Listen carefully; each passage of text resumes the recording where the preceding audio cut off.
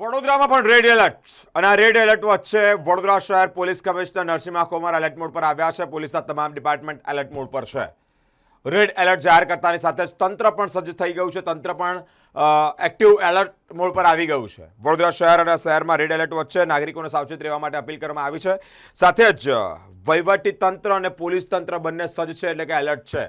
સાથે વડોદરા શહેર police commissioner Narsinh કુમારજીએ કહ્યું કે કામ વગર ઘરની બહાર ન નીકળો, સલામત જગ્યા પર સુરક્ષિત રહો.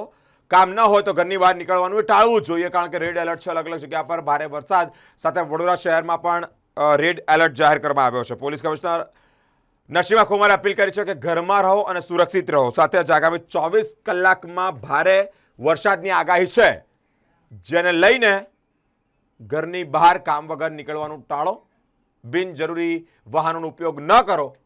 સાથે જ ટ્રાફિક વ્યવસ્થા જળવાઈ રહે તે પ્રકારે વાહન હંકારો તેવી પણ અપીલ નરસિંહ કુમાર દ્વારા કરવામાં આવી છે. હવામાન વિભાગ તરફથી દક્ષિણ ગુજરાત, સેન્ટ્રલ ગુજરાત વિસ્તારમાં વધારે પડતું વરસાદ થવાની આગાહી છે. તે અંગે વડોદરા શહેરમાં પણ રેડ એલર્ટ છે. વધારે વરસાદના લીધે કેટલાક નીચલી વિસ્તારમાં પાણી ભરાય, ટ્રાફિક વ્યવસ્થામાં ડિસરપ્શન થાય અને અન્ય કેટલાક વિસ્તારોમાં વધારે ફ્લડિંગના લીધે, વોટર લોગિંગને લીધે સમસ્યા ઉદ્ભવ થાય તેવા શક્યતા રહેલ છે. એને ધ્યાને રાખીને કલેક્ટર કચેરી તરફથી પણ આવતીકાલે સ્કૂલ કોલેજીસને રજા પણ જાહેરાત કરી છે. વડોદરા શહેર પોલીસ તરફથી આવા પરિસ્થિતિને પહોંચી વળવા માટે તમામ તૈયારીઓ આપણે કરી છે. પોલીસ સ્ટેશનો, સબ ડિવિઝનો અને શહેર મુખ્ય મથક ખાતે પણ આપણે તૈયારીઓ કરી છે.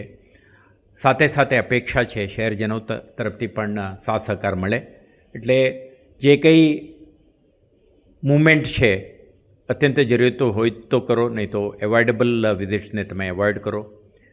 નદી કિનારે અને લો લાઇંગ એરિયામાં ફ્લડ થવાની શક્યતા આવા વિસ્તારોમાં ફરતા ટાળો.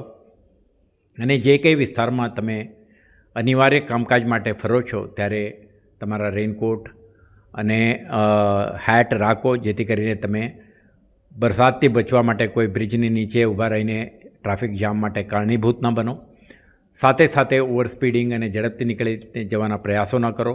ટ્રાફિક પોલીસ, ટ્રાફિક બ્રિગેડ અને તંત્રને સાથ સહકાર આપો, જેથી કરીને ફ્લડ કે વધારે વરસાદના લીધે જે કંઈ પરિસ્થિતિ ઉદ્ભવ થાય તેને આપણે police, Vadodara municipal corporation, collectorate અને અન્ય સંલગ્ન વિભાગો અને સાથે સાથે શહેરવાસીઓના સાથ સહકારથી આવા પરિસ્થિતિને આપણે સફળતાપૂર્વક પહોંચી વળીશું.